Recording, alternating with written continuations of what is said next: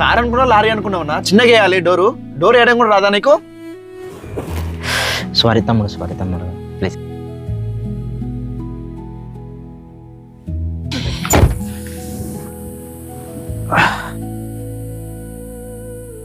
Money brother కొంచెం చూసుకుని వేయండి డోరు. అన్నా ఏమంటున్నావు? ఏం లేదు బ్రదర్, అదే డోరు కొంచెం చూసుకుని వేయండి. నేను కావాలనే డోర్ వేసిన. నిన్న ఒక మాట్లాడితే చెప్పు.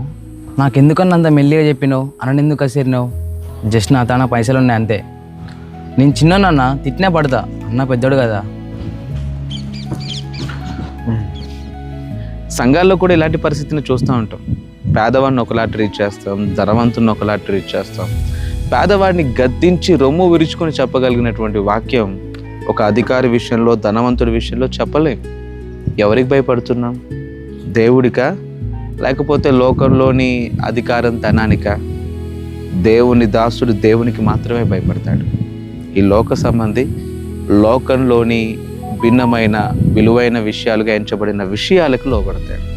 నాటి దినాల్లో ప్రవక్తలు రాజుల ఎదుట, అధికారుల ఎదుట ధైర్యంగా ప్రవచించారు. ఈ దినాన ప్రవచనాలు కూడా ఎలా ఉన్నాయి తెలుసా? పేదవాడితోనేమో వాడు ఏమైపోయినా పర్వాలేదు, నేను చెప్పాలనుకున్న మాటని చెప్తాను అన్నట్లుగా చెప్తాడు. కానీ ధనవంతుడి విషయంలో మాత్రం వాళ్ళ మెప్పును కోరే విధంగా మాట్లాడతారు.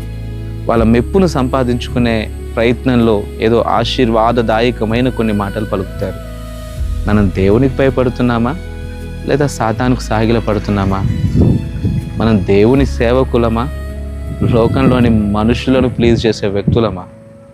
ఆలోచించండి.